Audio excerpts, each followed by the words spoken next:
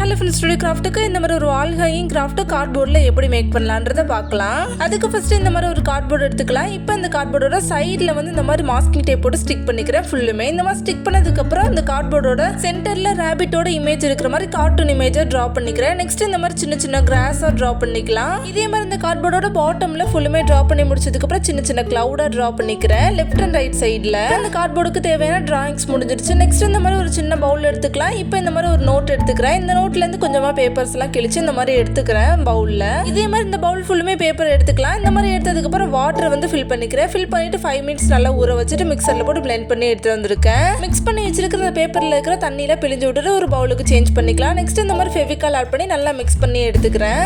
இந்த மாதிரி ஃபுல்லுமே மிக்ஸ் பண்ணதுக்கப்புறம் ஒயிட் கலர் அக்ரோலிக் பெயிண்ட்டை வந்து நல்லா மிக்ஸ் பண்ணிக்கலாம் கொஞ்சமாக எடுத்து.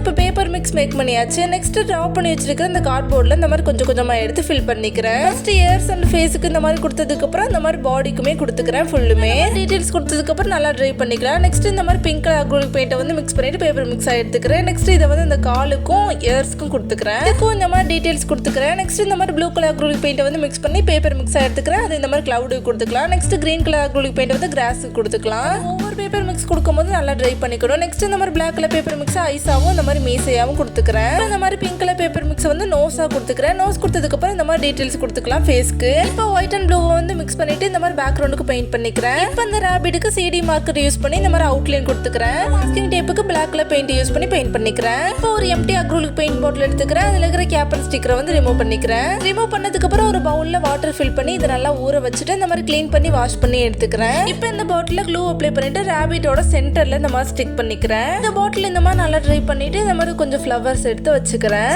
ரொம்பவே சிம்பிளான திங்ஸ் யூஸ் பண்ணி இந்த மாதிரி ஒரு வால் ஹேங்கிங் மேக் பண்ணியாச்சு. அண்ட் இந்த மாதிரி வால் ஹேங்கிங் கிராஃப்ட்ஸ் எல்லாமே வால் ஹேங்கிங் சீரிஸ் பிளேலிஸ்ட் ஸ்டார்ட் பண்ணிக்க தேவைன்றவங்க செக் பண்ணிக்கோங்க. கிராஃப்ட் உங்களுக்கு பிடிச்சிருந்துச்சு சேனல் சப்ஸ்கிரைப் பண்ணிக்கோங்க. வீடியோஸ் ஃப்ரெண்ட்ஸ் மறக்காம லைக் பண்ணிக்கோங்க. தேங்க்ஸ் ஃபார் வாட்சிங்.